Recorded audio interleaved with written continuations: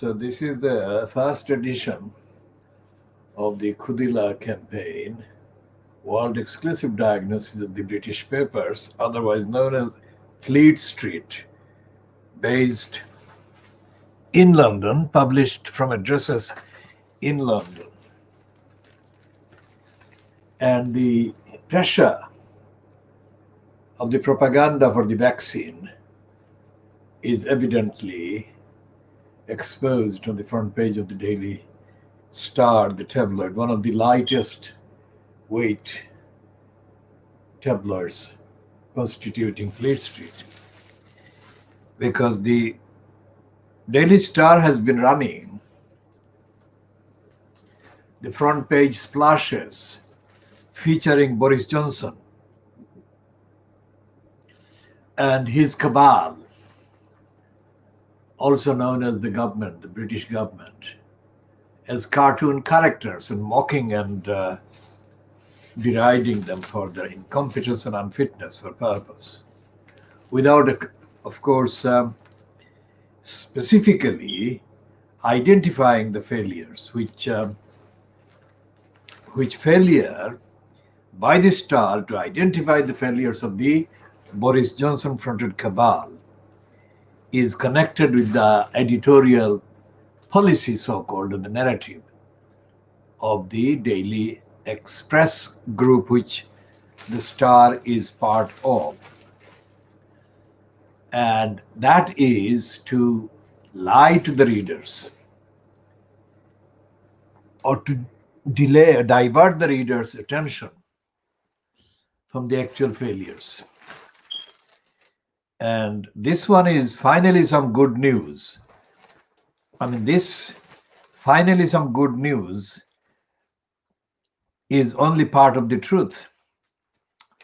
And it says all adults will be offered a life-saving COVID jab by the autumn, after the army stepped in and mass super vaccination centers opened across Britain.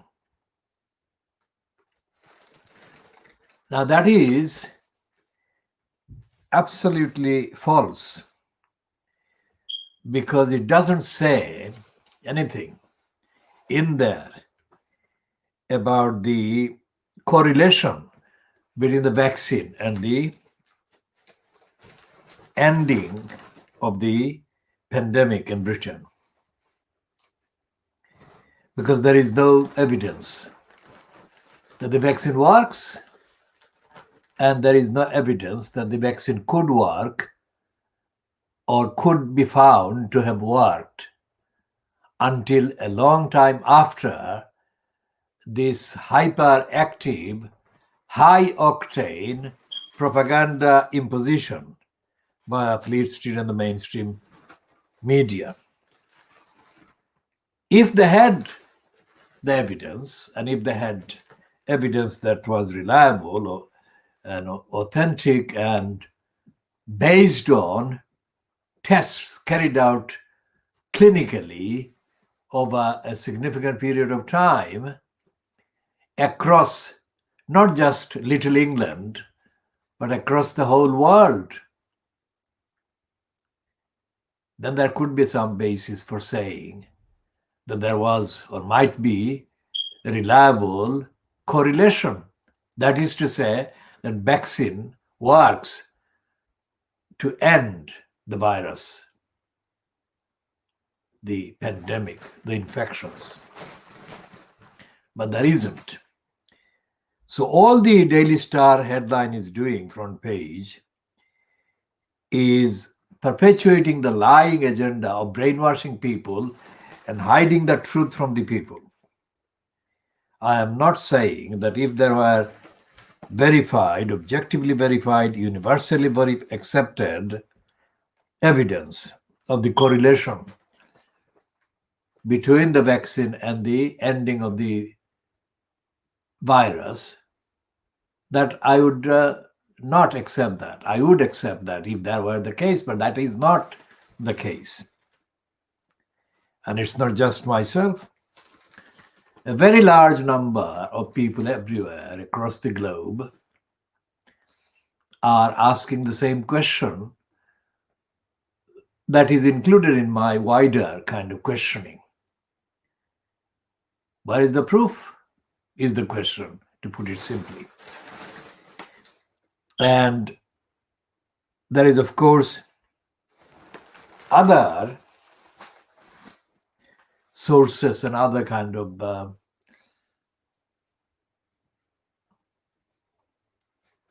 evidence that show that the contradictions in 6 or 7 directions in the various announcements and propaganda utterances and statements being pushed on behalf of the Boris Johnson fronted cabal, those are perpetuated and perpetrated round the clock without any evidence that any of the media generally and the Fleet Street tabloids or the Fleet Street titles have even noticed the fact that while the vaccine war is being imposed, there is no data accessible as to where the vaccine is physically needed more than other places. And that is because they are not identifying in the media, the Fleet Street or the BBC or the Sky News or any of the mainstream media or any of the so-called social media, the locations, the actual locations of where the virus is spreading faster and where it is not spreading but staying at the same approximate rate. So that is the evidence, and that evidence is crucial, central. If people don't know where the vaccine is spreading, the virus is spreading faster than in other places, then what is the evidence to justify the claim for the vaccine?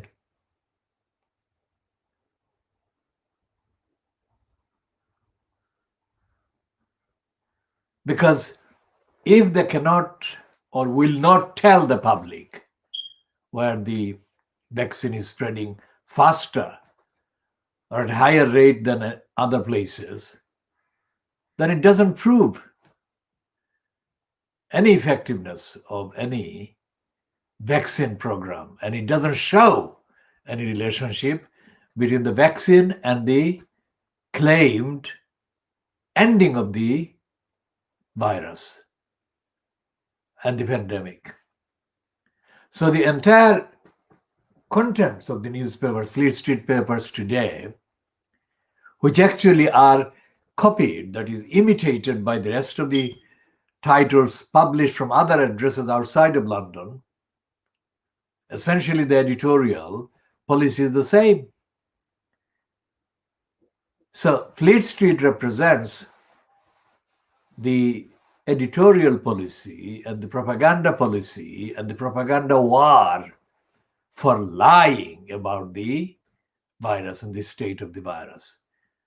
That propaganda agenda, that narrative, is copied by printed publications and other, like the broadcasting outlets operating across Little England and published from various big cities as well as small cities and towns and the rural areas where the printed papers are also sold, circulated.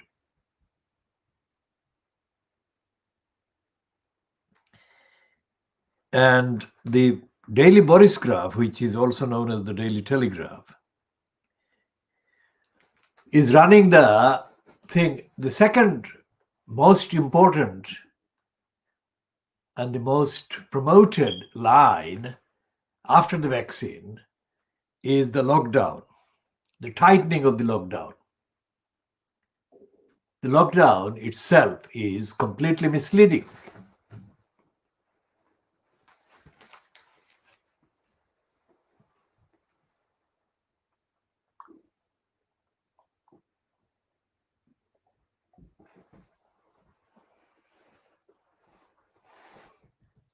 Because it doesn't say in terms of correlation, that is to say, the relationship between the lockdown and there being no infection.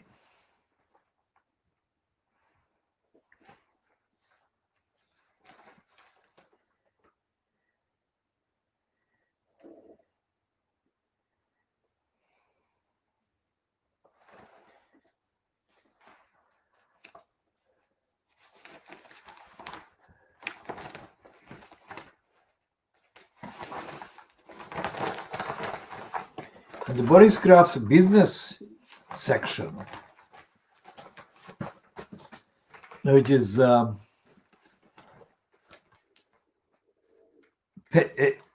eight pages long, including the advertisements, is saying that the UK finance minister in the Boris Johnson cabal,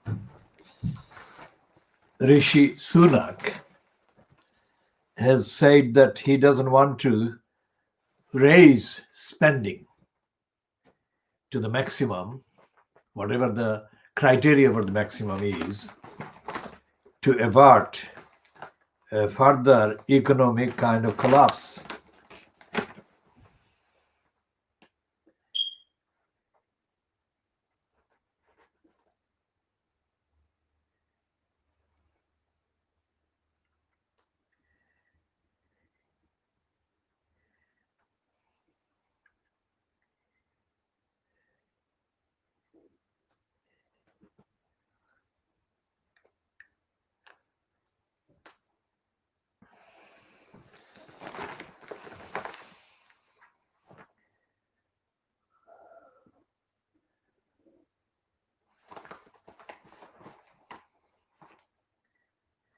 So the business section of the Boris Graf says the companies are demanding more taxpayer support after a survey by the Federation of Small Businesses found that a record 250,000 small firms expect to fold this year.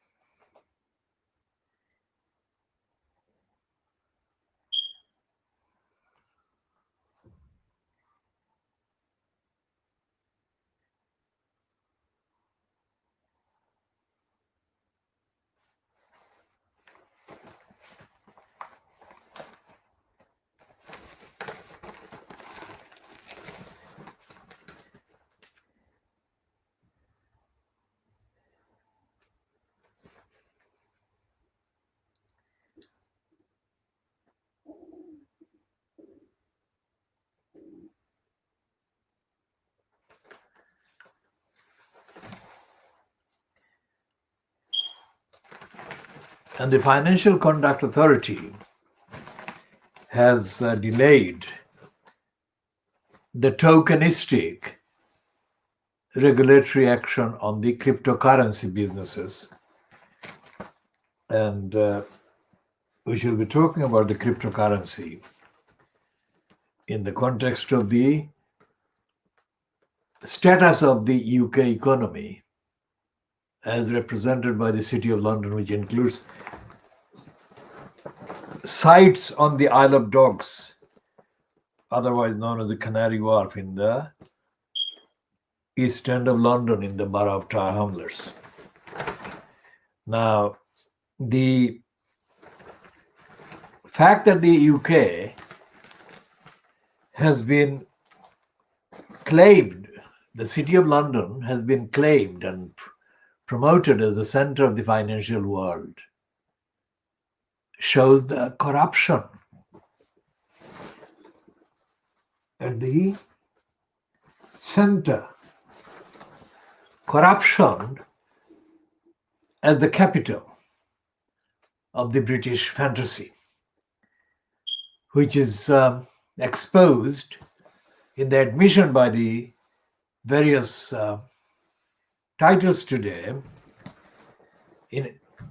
and contained in the Boris graph as well.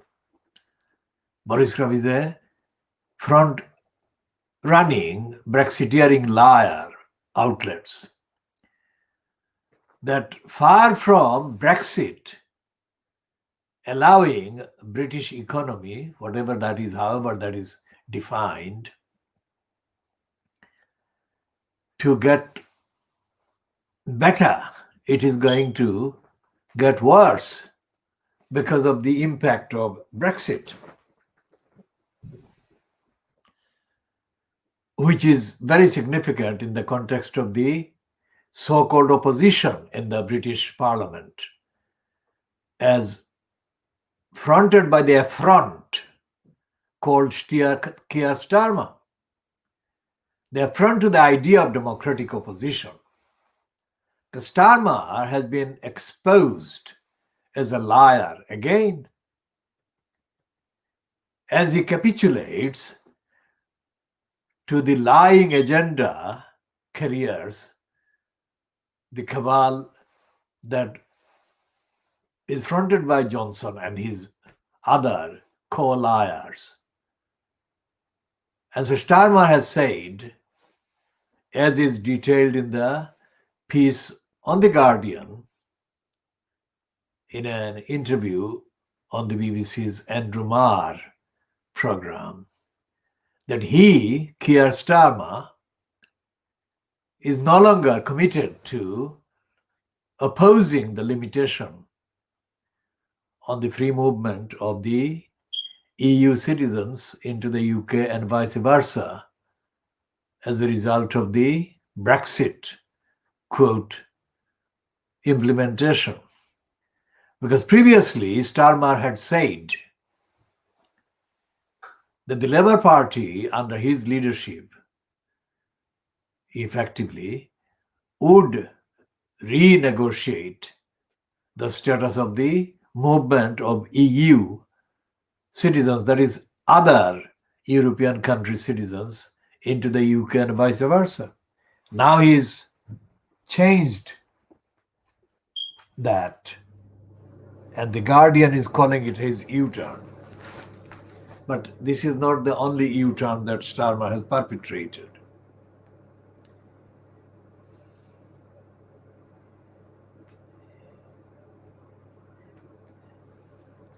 Now, The Guardian is, of course, going on the basis of what has been aired on the BBC. It's not scrutinizing Starmer beyond that. And that is the limitation of The Guardian. And I shall be talking more about The Guardian and its deterioration or degeneration into a worse right-wing outfit than it had been undergoing for the last 10 years, 20 years. Now, the Daily Mail today has got a phrase called high society. And high society is being used to describe Olivia Wilde, who is claimed to be Harry Styles' lover. Now, high society is a phrase they are saying on the front page by mentioning the fact that she was connected with royalty. This is the word royalty is part of the brainwashing mechanism to use royalty and high society and similar words and phrases to brainwash the gullibles, the majority of the Little Englanders, who have no kind of question about the behavior of the monarch. I mean, Brenda, the monarch, has been shown to backed Andrew, her son, backed Philip, her husband, and backed the racist campaign against Meghan Markle.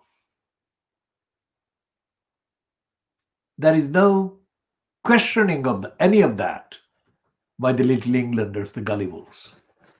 That is the extent of the brainwashed state of the ordinary British public.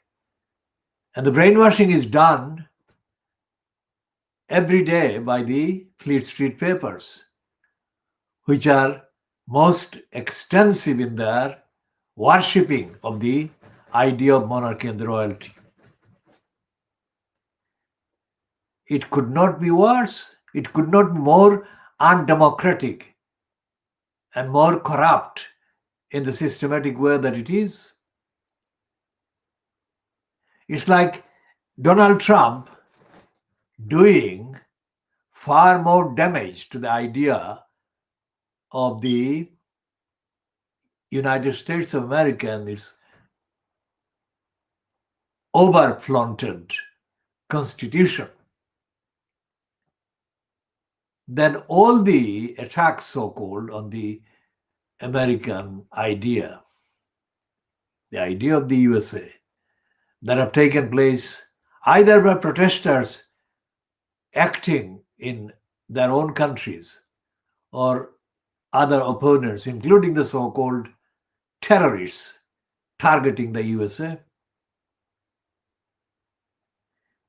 And the fact that Trump is still in office after doing so much damage shows that the American Constitution and democracy, these are shams.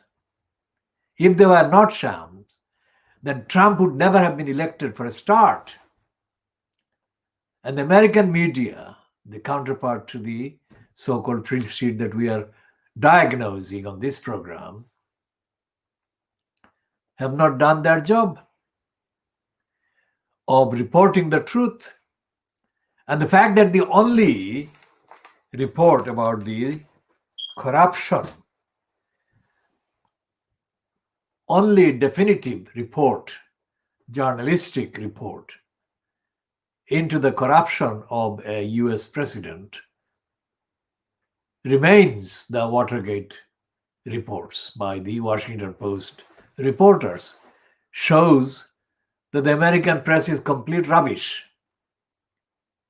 And despite the literally dozens of exclusive biographies and books published by journalists, ex-journalists, and others, insiders or others, kind of depending and relying on the insider sources on Donald Trump, shows that they have not been actually telling the truth anywhere near as truthfully as they should have been doing. If they had been doing, Trump would have been out of the office, or Trump would not have been elected. But that leads us to the serious failure of the Democratic Party itself. Despite the fact that the Democratic Party should have been making morally high-level capital of the Watergate scandal, the Democratic Party hasn't done that. If it had done, then the Democratic Party presidents since Nixon would have followed different policies, different agendas, but they haven't done that.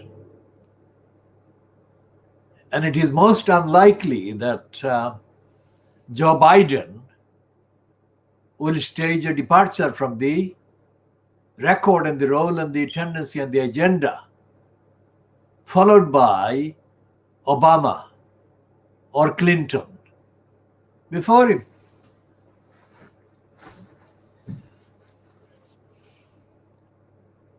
So the American problem is personified, embodied in the behavior of Donald Trump only as a part of the problem. The nuclear arsenal that is being renewed and the abuse of power derived from that fact that the USA has the biggest nuclear arsenal of the world threatens the future existence of the planet, of humanity. And there is no discussion about any of that in the so-called debate, robust, rigorous criticism of Donald Trump by the Democratic Party or the others who are opposed to Donald Trump's behavior.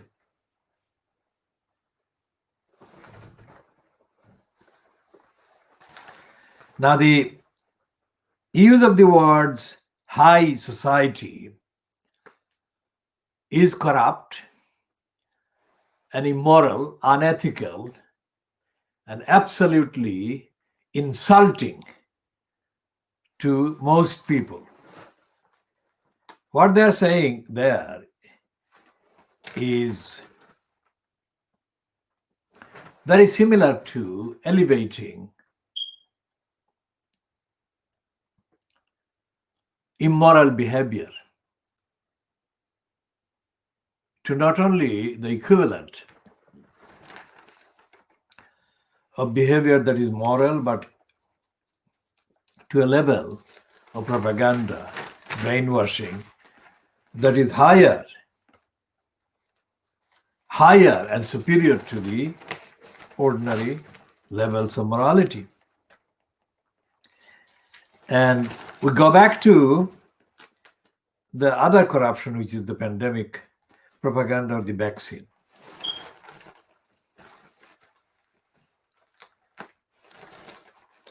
This headline on the Daily Mail today actually is based on the elevation of the vaccine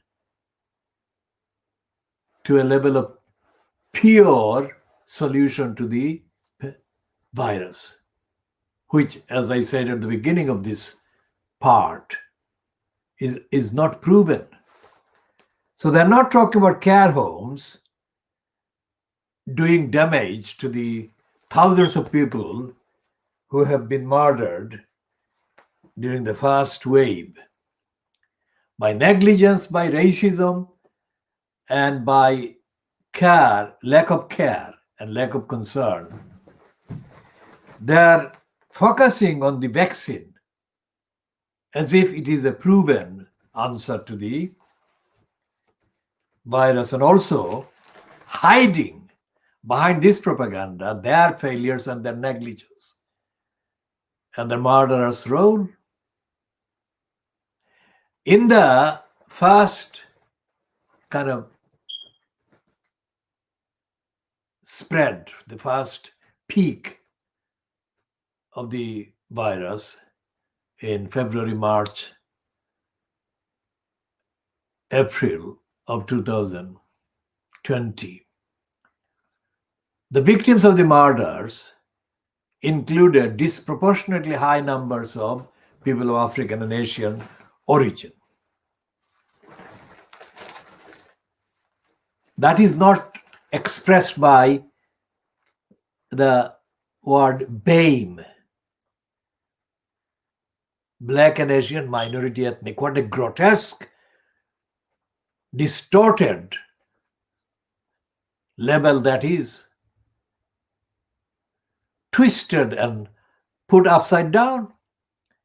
African and Asian origin people have been neglected. Deadly neglect has been shown in the care homes and by the care homes and the other parts of the so-called health service.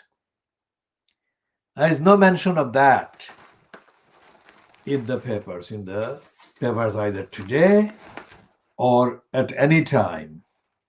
None of the Fleet Street papers has reported that at all, anywhere near truthfully.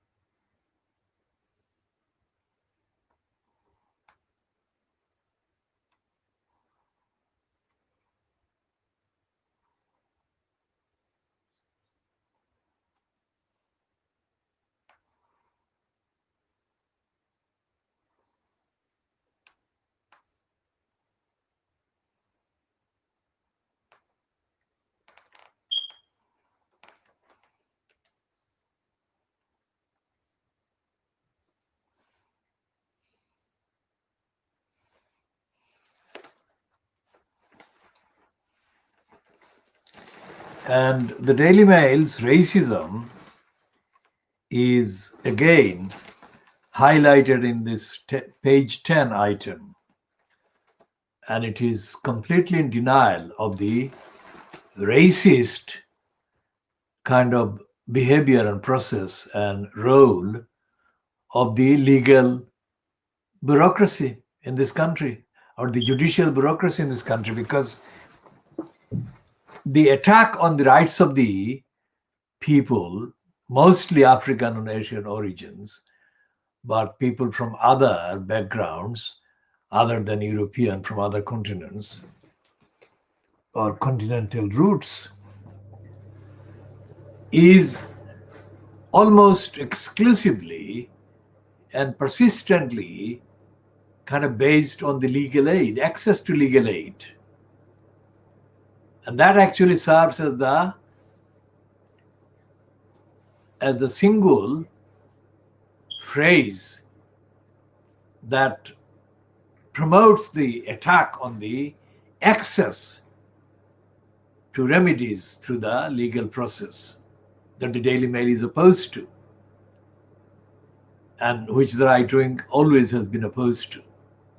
And also in falsely painting the picture of the legal system in this country, the legal bureaucracy, as favoring people of African and Asian origin. So that's what is happening in this one. It says that a convicted murderer who dodged deportation to Jamaica with a last-minute appeal has been awarded £93,000 in legal aid. It can be disclosed. And it's reported by somebody called David Barrett, Home Affairs correspondent. That's a lie. As we have said before in previous editions, and before we started broadcasting online, in our posts on the internet and published statements for a very long time, legal aid is not awarded to a person in whose name legal aid is issued. Legal aid is never like an income or a benefit to the litigant. Legal aid is utterly false as a label. It is the licensed law traders who appear on behalf of the litigant or the person involved in the litigation or the legal action who get the money. And the so-called legal aid was designed to profit and to enrich and to pay and reward the licensed law traders at the expense of the person in whose name the legal aid, so-called, is issued, or, quote, within quotes, paid. Then legal aid is not paid to the litigant or the person in whose name the case is processed. So the Daily Mail is lying on several levels, and the most important and lethal lies are about the fact that it is targeting Black people, African or Asian origin, and it is targeting the idea of legal representation that is misrepresented throughout the whole legal aid thing. It's like the Daily Mail opposing the idea of a public service broadcasting organization or service that the BBC was supposed to be, but is not. And despite the fact that the BBC is not what it is supposed to be, doesn't stop the Daily Mail from attacking that idea by confounding the idea that is not realized and the practice of the BBC, which is not really according to that idea. So the BBC is under attack from the Daily Mail, regardless and despite the fact that the BBC is not behaving as a public service broadcasting organization. And the same thing with the National Health Service. When the National Health Service was formally launched as an idea, as a kind of project in the 1940s, shortly after the end of the Second European War of the 20th century, the National Health Service didn't come into active service at the point of need for the people who needed the service. It needed a lot of staff, it needed a lot of money, it needed a lot of establishment, logistics, structures, facilities that were not there. And they still have not been there, even now in 2021. Because the conservatives who have been in government more years than the Labour Party since the 1940s have never accepted the idea of a public service, health service. And the Daily Mail is part and parcel of that agenda. So the Daily Mail has opposed the BBC idea of a public service broadcaster and has opposed the idea of the National Health Service.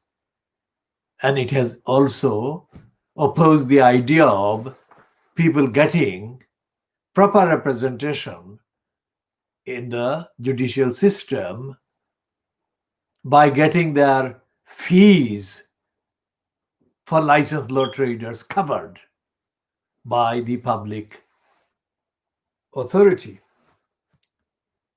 So all the coverage, as we have said, is covering up the truth. It's not newspapers, but lies papers of denials.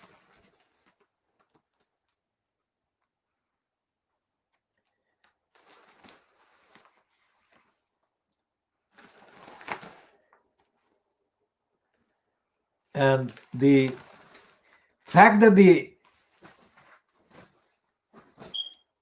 evidence shows that various hospitals, so-called NHS hospitals, are failing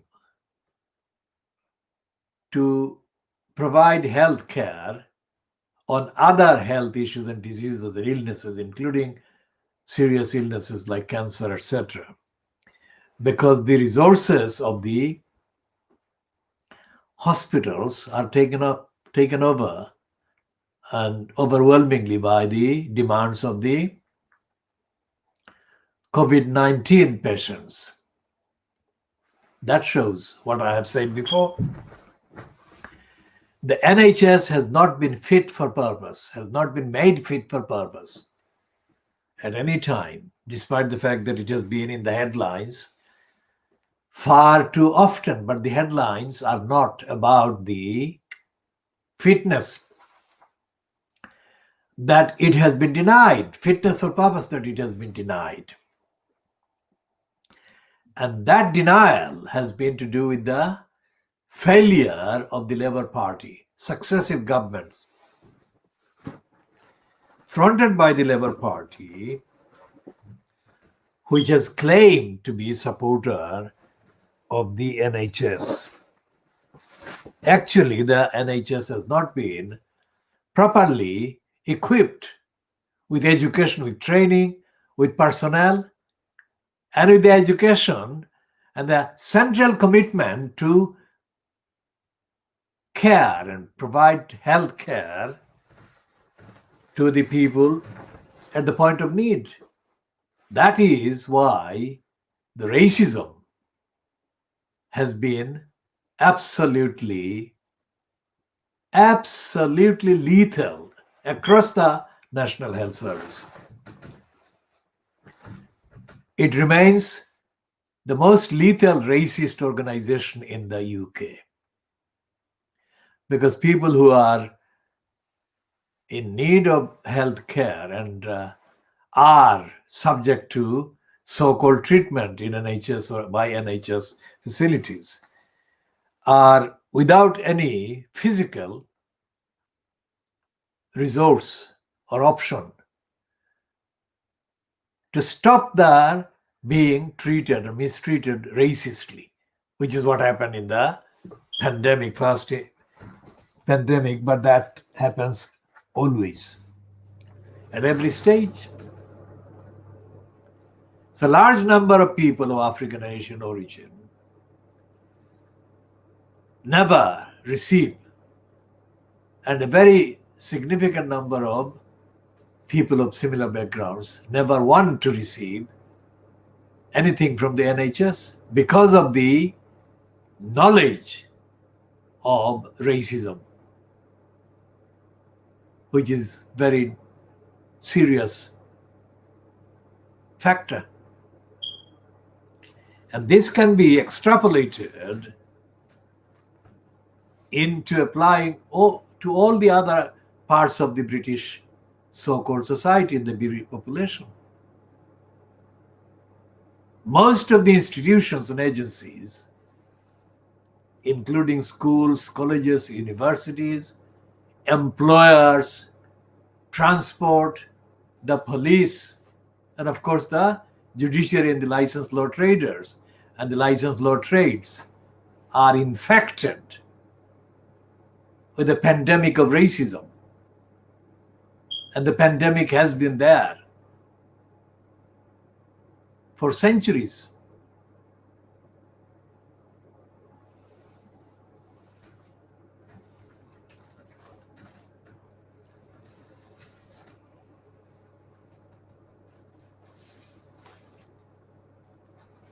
The pandemic of racism has been there in Britain, everywhere, for centuries. And of course, the headline of that pandemic crisis is in the fact that they are celebrating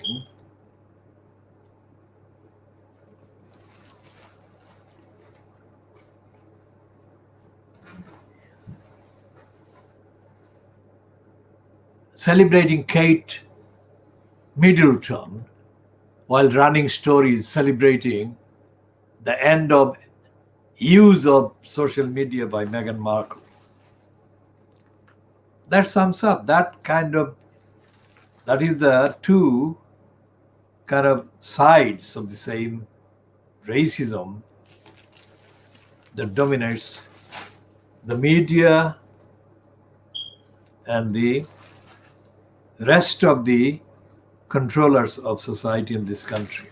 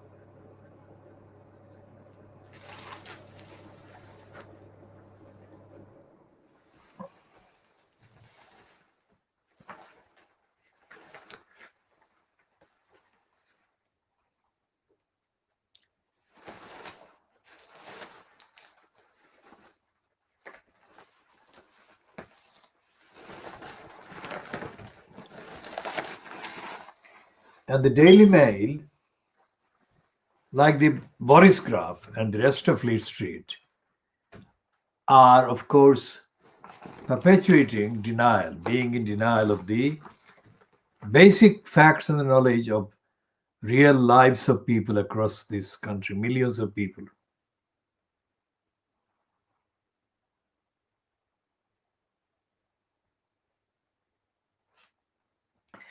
And there is a piece in the Boris Graph by Nick Timothy, the liar who was one of the two allegedly central advisors of Theresa May while she was incumbent as Prime Minister, the Conservative Prime Minister. Nick Timothy is talking about the need to build a shared British identity to avoid Trump's America. Now we shall talk about that as a lying kind of opinion, because Timothy is a racist and a liar, and he is a right-winger and a Brexiteer and a denier of democracy and accountability and equality and all the rest of it, just as Theresa May was, and just as every single Conservative incumbent in the post of Prime Minister has been and is. And I've got a piece about Scottish First Minister, the SNP's Nicola Sturgeon, responding to the allegations attributed to Alex Salmond that she lied when he was accused of sexual assault against various women while he was in office. Nicola Sturgeon is preparing to dispel absolute nonsense claims from Alex Salmond, her deputy, has said. As a war of words between the two most prominent figures in the Scottish independence movement intensified. Now, I have absolutely no kind of evidence on which to base that either Alex Salmond or Nicola Sturgeon necessarily represents the interests of the people who want a democratic and fair and just Scotland, independent of the UK. And I have to say that that is solely based on the evidence of their behavior and their stance. Nicola Sturgeon is shallow, and Alex Salmond is dishonest. And their relevant lists of activities as publicly available show that. So I don't have to give item by item kind of list of each of their failures. And this is why the arguments against the Little English anti-Scottish kind of role of the Westminster-based Parliament has not taken root, not among the people who the Scottish people need the support of. I have actually argued for these Scottish people to be respected, and I don't know of anyone else based in England who has done anything similar to what I have been doing for the last 15 years at least. Since Ken Lying Still Livingstone began to condemn the Scottish people and accuse the Scottish people of fleecing England and London. And when Ken Lying Still Livingstone was doing that, Alex Salmond was the leader of the SNP. And I posted publicly comments about the anti-Scottish role being played by Ken Lying Still Livingstone, a socialist so-called.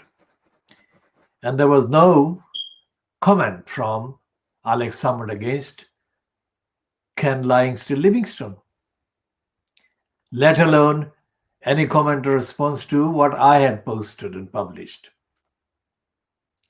Despite that fact, I remain of the same opinion as I had been 15 years or so ago about the Little Englanders' anti-Scottish racist behavior and role and attitude and agenda. The fact that Alex Salmond hasn't responded or commented, let alone made any positive replies to my particular stance, knowing that I was based in London, not in Scotland, and I had no particular party, political, or other affiliations or interests behind my condemnation of the likes of Livingstone and Boris Johnson and others. I remain of the opinion solely on the evidence that the racist tradition of the Little Englanders is responsible for the Scottish people to be discriminated against. And Nicola Sturgeon and the SNP and the Alex Salmond has failed to breach the gap of delivering an answer to that discrimination and that policy. And the Labour Party is politically dead in Scotland. So the future prospects for Scotland as an independent country are not guaranteed, not looking guaranteed as at this moment.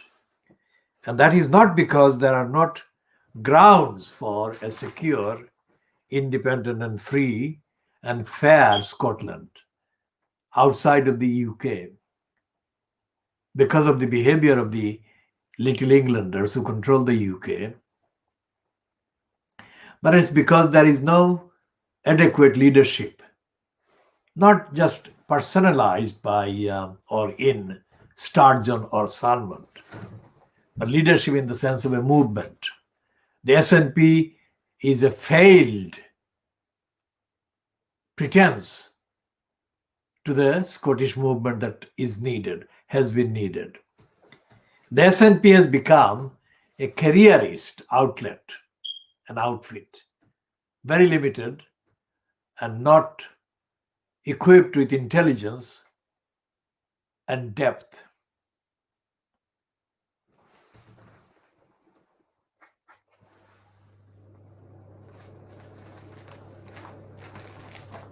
That's the piece that the Boris Graf is running about Sturgeon and Salmond.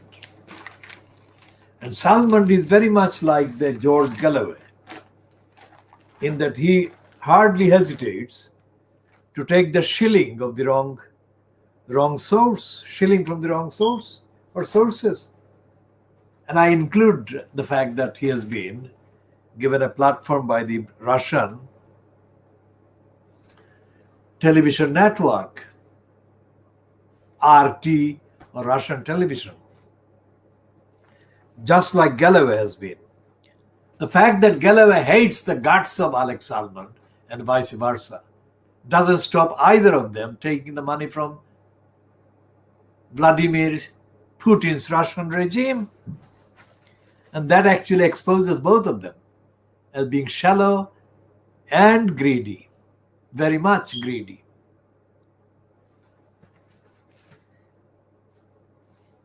And unhesitant in accepting the shillings. Now, of course, the recorded history of George Galloway as the recipient of money from many dubious sources is very much available.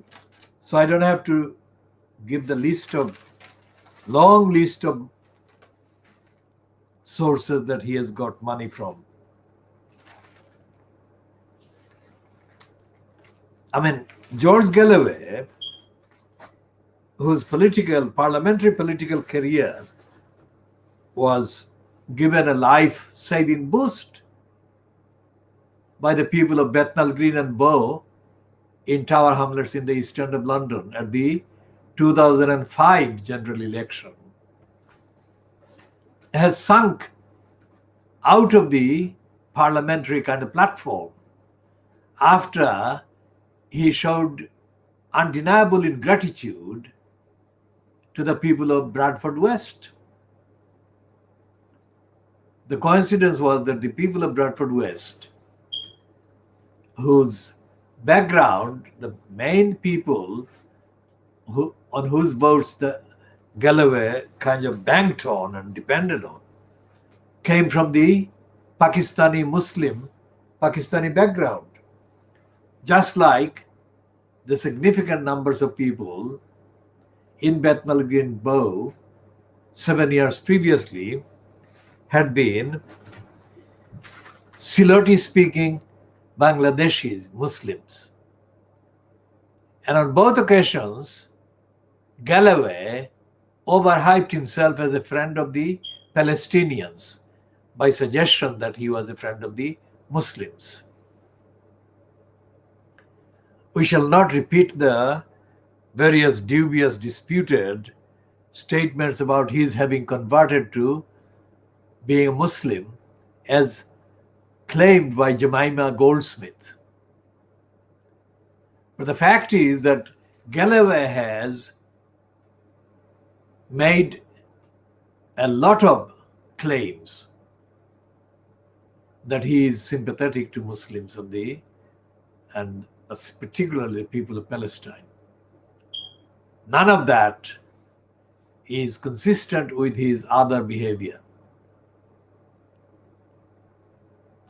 And the theme that runs right across the political career of George Galloway as a recipient of funds, as based on his claim that he is a friend of the Palestinians, is actually the fact that he is a white person.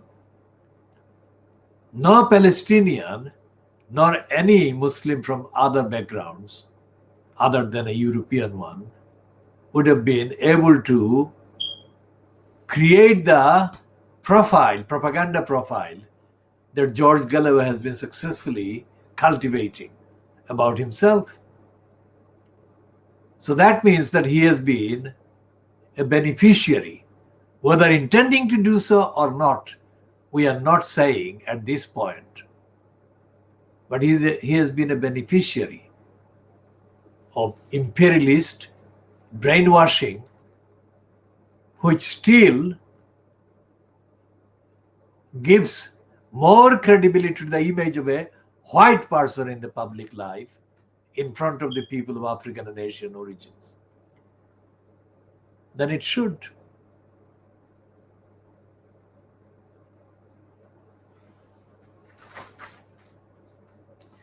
So Galloway has been an opponent of the SNP, and he has been exposed as being irrelevant to the people of Scotland because of his behavior.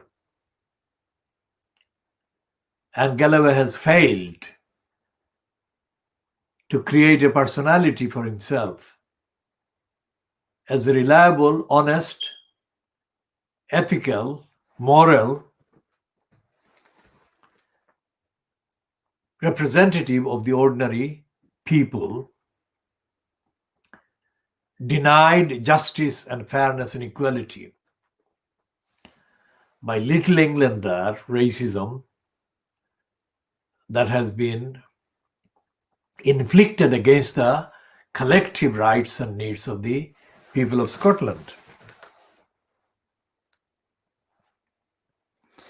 And despite Alex Salmond being the opposite of Galloway's public kind of persona in the context of Scotland, Alex Salmond shares this common feature that he is quite ready to receive the shillings or the rubles from Vladimir Putin, which makes Alex Salmond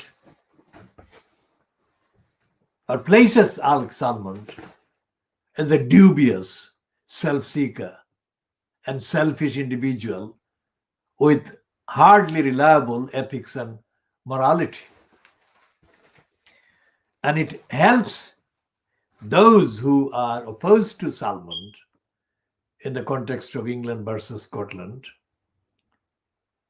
And Salman appears to have no idea of that link.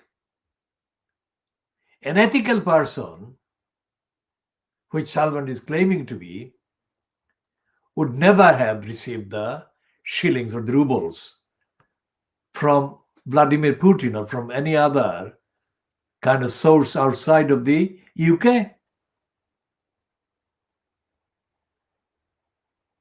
And that kind of connection applies equally in terms of the idea of sovereignty and independence to any UK politician, so-called career politician, receiving any money from the regime in Iran, regardless of the ideological and ethical stance taken by such politicians about the rights of the Palestinian people, rights of the Iranian people and Iranian regimes, to argue the case, whatever. But to receive the money from the Iranian regime is a completely different thing, which Corbyn has done, Ken Livingstone has done, and George Galloway has done more in terms of the volume and the amount than all the others combined. And Livingstone actually disgraced himself when, at the beginning of his career as the leader of the Greater London Council, after he staged the coup against Andrew McIntosh in May 1981, he actually featured in reports about sending a number of people from London to Libya, still under the leadership of Muammar Gaddafi, to receive millions of pounds from Gaddafi. I was aware of the fact that they were going to Libya because while I was a member of the Inner London Education Authority's committees, as an elected member of the community from Tower Hamlets, that there was a trip about to take place. And suggestions were made to me as to whether I would be interested. I said, absolutely never. I have never, ever sought or received any such funding or wanted to receive or entertain any such project. And that was the time when Ted Knight, the so-called leader of the Lambeth Council, was also involved, and they had then the funding helped to publish the Labour Herald, which is supposed to be an extra ultra-socialist left-wing outlet. Ken Livingstone and Ted Knight were very much involved. And the funding apparently percolated to the Revolutionary Communist Party, or was it Workers' Revolutionary Party? There are very confusing titles. They are similar to one another in titles. The Workers' Revolutionary Party probably was the one that published Newsline from an address based in Wandsworth in London. And Jerry Healy, the man widely accused of sexually abusing socialist women in that party, which sexual scandal led to the collapse of the party. They benefited as well from the Libyan money. And they bought apparently, Gaddafi paid for that, not from that trip only, but even before that trip, the Gaddafi paid the party and Newsline to have, at that time, very modern printing equipments. And accordingly, that newsline published a series of items praising Gaddafi's regime and his green revolution.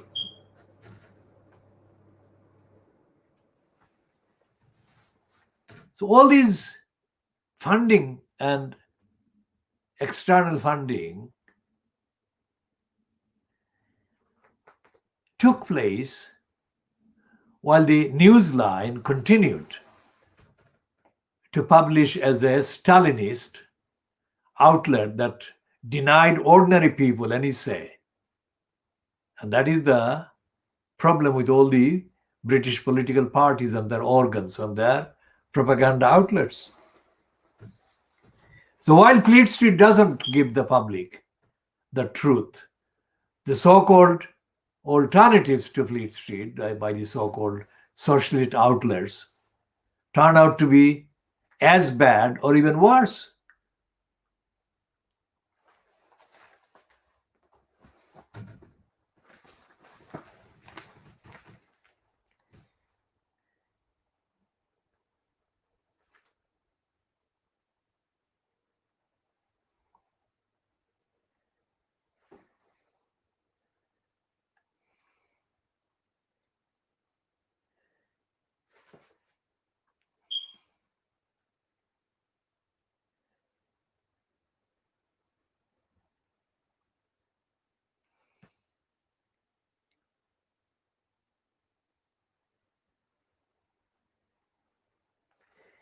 And the Financial Times is running,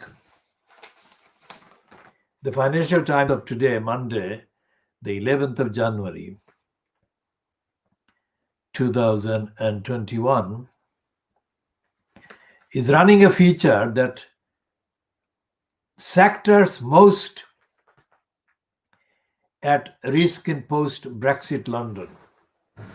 That's a beginning or tip of the iceberg of the admission process that exposes Boris Johnson's lies about Brexit, getting back control or take back control. Johnson lied, Farage lied, Gove lied, all of them lied. And the Financial Times capitulated to the liars as it didn't run this kind of story during the Brexit propaganda. And on page 23 today, the Financial Times, which is the last page but one of the Financial Times today in the main paper, if we leave out the supplement, which is Corporate Change and Technology, Part 2. Brexit can mean London loses even if the EU doesn't gain. There's a piece by Patrick Jenkins.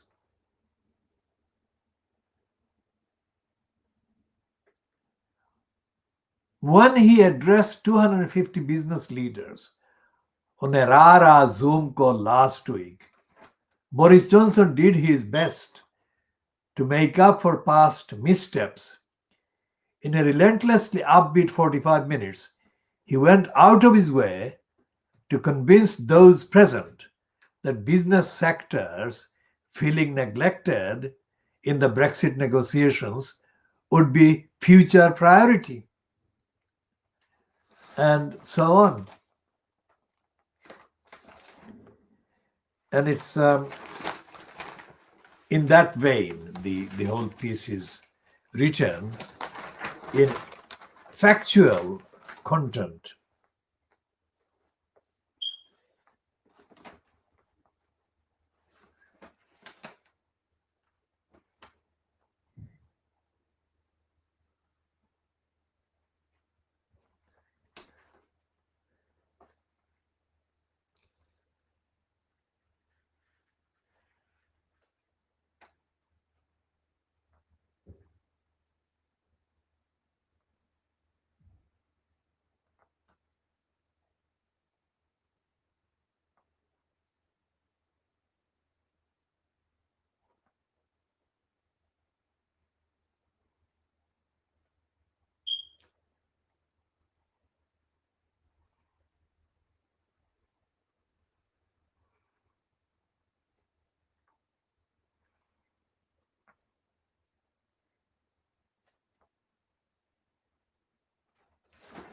The Financial Times runs a piece about the US riots and the investors by a woman called Rana Foroohar.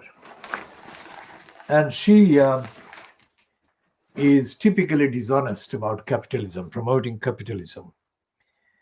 And it's really typically dishonest because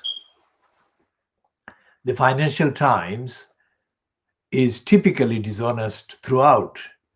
It looks both ways, and it never tells the whole truth. In fact, never tells the truth in any reliable, significant way. It tickles about finance, and it tickles about the economy and the fiscal kind of realities and manipulations.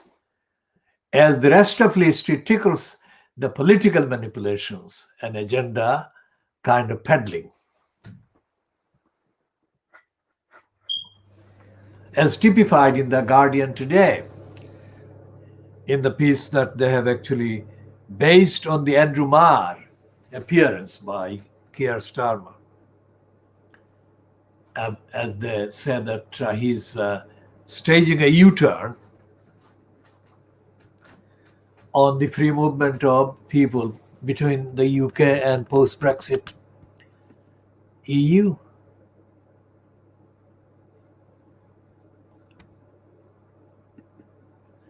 So what is happening here in the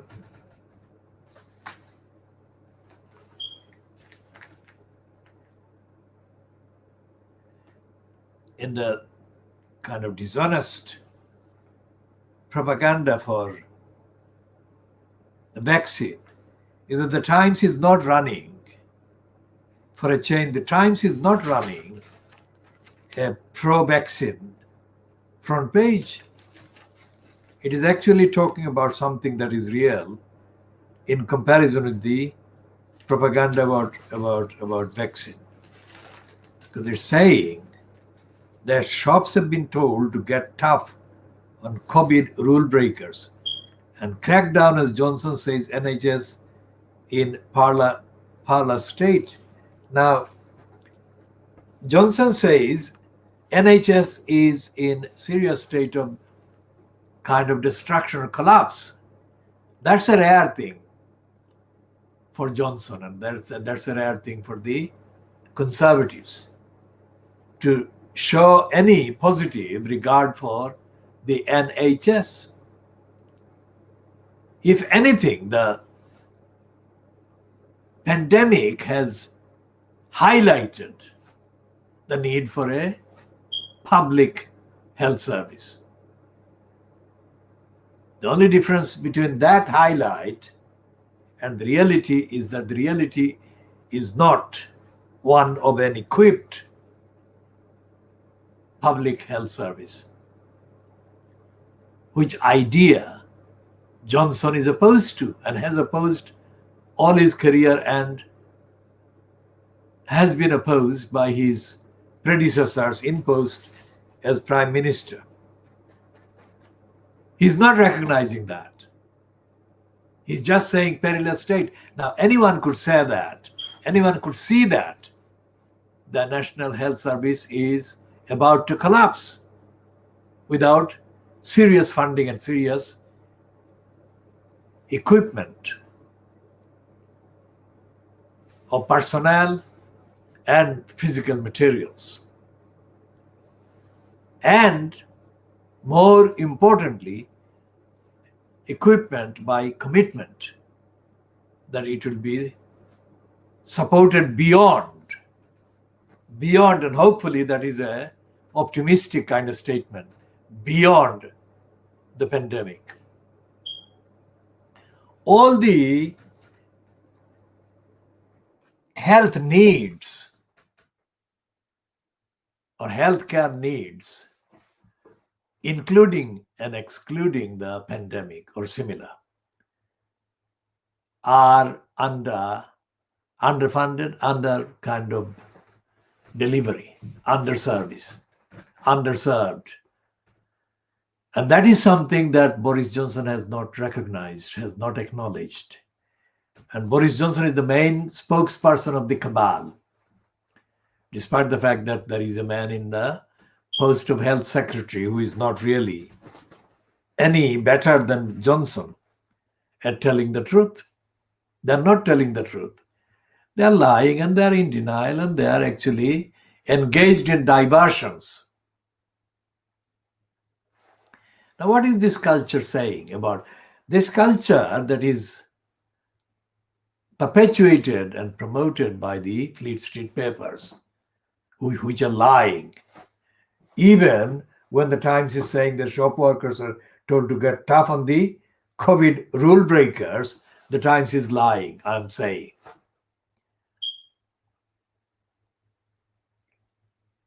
Even when they acknowledge part of it, part of the truth of the lies, they're still lying. Because what the people affected by and infected by and attacked by the virus and the pandemic deserve, and what society deserves, is the absolute highest quality of the truth from the government, from the agencies, and from the providers. None of which is doing the telling of the truth and delivering the truth and the truthful kind of service.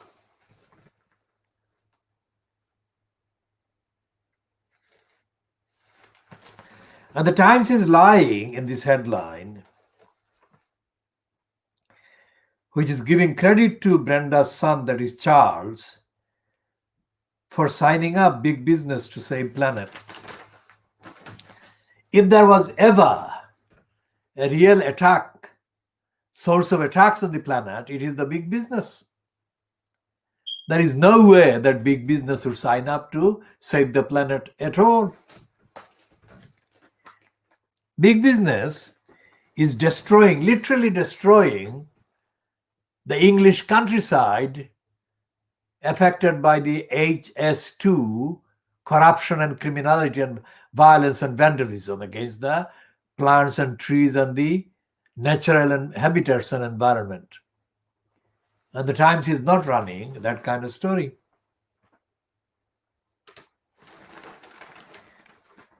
And there is this tendency to tell lies about the future. The Times is saying that Haque, who is the so-called health secretary, is promising that every adult will be offered a jab by autumn. Autumn is not now. Autumn is almost a year off, about 8 months later, 7-8 months later. A lot can get worse every day in any 24 hours. So that's the tactic of telling lies. They parade the lying with positive words.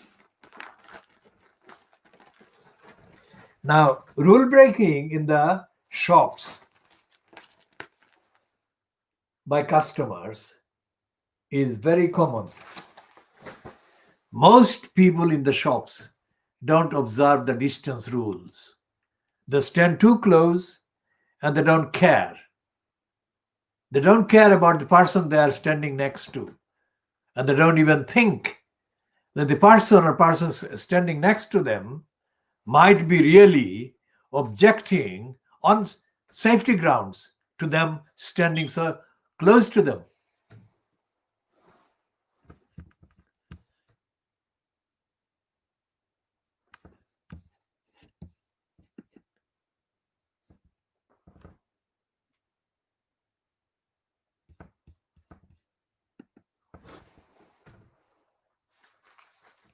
And there is no culture in the shops that is kind of practiced about staff in the shops really even bothering to notice that this is going on, let alone stopping shoppers from behaving in that risky, unsafe way.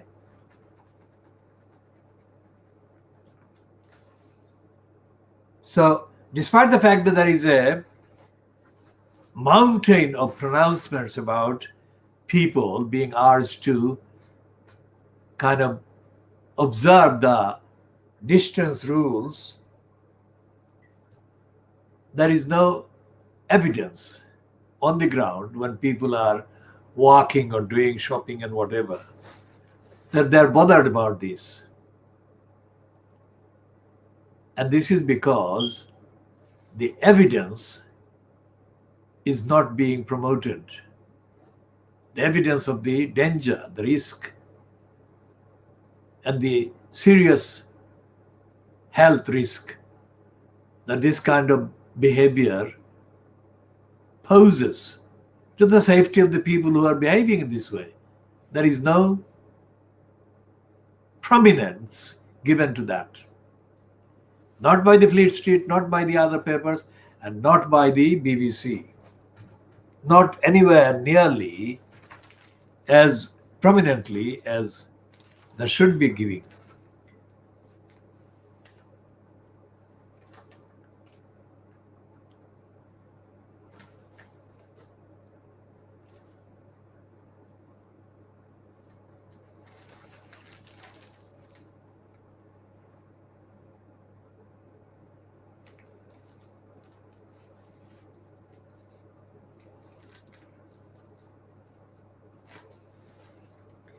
There is a piece about Germany securing bigger share of vaccine than other EU members on the Times. That is page 10.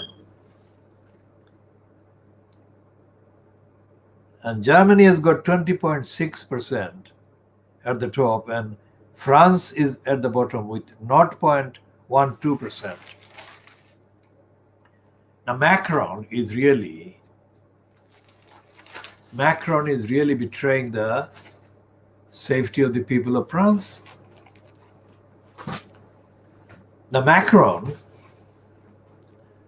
is the one that diverted the attention of the political kind of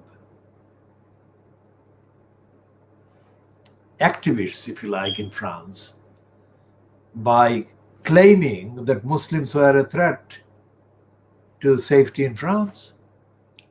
Because Macron is a failure as a president and he needs a diversion, and the Muslims are at the top of the list of his diversionary tactics. Not because he's any more anti-Muslim than the fascist Le Pen or the other racist anti-Muslims, but tactically he thinks that he can gain by focusing attention against the Muslims. Because that way, support for the anti-Muslim main kind of organizations gets diverted to not supporting them, not necessarily switching their support to Macron himself, but at least it undermines the support for the main anti-Muslim forces. And that's the kind of game that Boris Johnson and other political criminals played in the run-up to the Brexit thing. They blamed the Muslims under dubious pretexts in order to undermine the support for anti-Brexiteers. It didn't necessarily get them the votes for opposing and being hostile to Muslims, but it undermined the support the Muslims, the non-Muslim, the anti-Muslims gave to them, others. It's like Trump launching himself as the anti-Muslim hater and inciter. He neutralized the votes and the voting intentions of those who might have otherwise voted for his opponents and rivals by mounting the attack on the Muslims. And he heightened the support of those who were predisposed already to hating Muslims to vote for him. Now, after 4 years, 5 years since he launched himself as the anti-Muslim hater, everything is now back for a moral audit that has been forced by the evidence of his criminality on all fronts, not by Muslims, but by his own misdeeds over the last 5 years.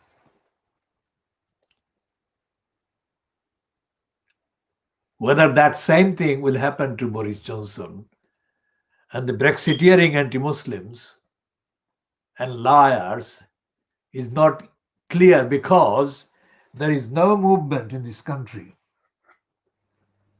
as being covered by the so-called Fleet Street of the mainstream media that focuses on that part of Boris Johnson and Gove and Farage and others in the last 5 years. So as compared to the Americans, the Little Englanders are actually less likely to see any evidence that the lies and the criminality of Boris Johnson and his cabal, the racist lies and the racist criminalities, not only against Muslims but against the people of other kind of nations in the European context, it doesn't seem clear that there will be a reckoning. And that is a lot to do with the fact that in the opposition leader, Keir Starmer, there is a racist, there is an anti-Muslim, and there is an anti-poor people. Keir Starmer is against the Muslims, against the poor people, and against basic principles of democratic audit and accountability. And within the Labour Party, there is no opposition to Keir Starmer's lying and dishonesty, because there may be people who are opposed to Keir Starmer in terms of the position that he has taken from Jeremy Corbyn. But that doesn't amount to there being a moral and ethical kind of prospect of Starmer being held to account. And if Starmer isn't held to account, Johnson won't be held to account. That's a fact. And that fact is exacerbated by and made sure by the fact that the truth of these liars lying is being hidden by the Fleet Street papers in the mainstream.